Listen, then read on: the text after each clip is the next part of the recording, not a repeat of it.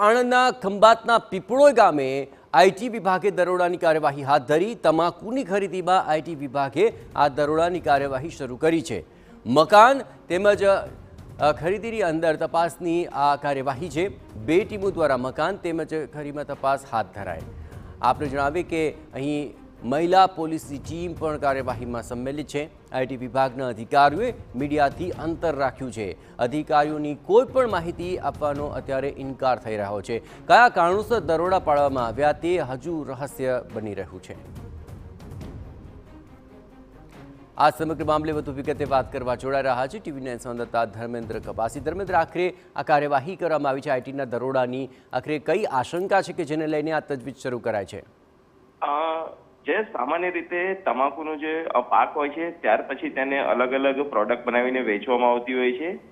જુદા જુદા પાકને અલગ અલગ તારવી અને પછી તેનો અલગ અલગ ભાવે વેચાણ કરવામાં આવતું હોય છે।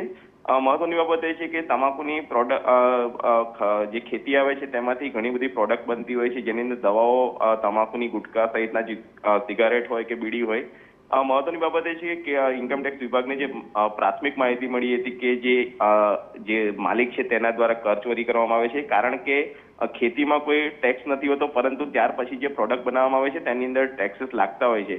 ક્યાંક ને ક્યાંક કરચોરીનું આખું કૌભાંડ છે ને તેને જે આશંકાઓ છે અને જે માહિતી મળી હતી તેને લઈને ઇન્કમટેક્સના અધિકારીઓ દ્વારા ગત રાત્રિથી દરોડા કરવામાં આવે છે।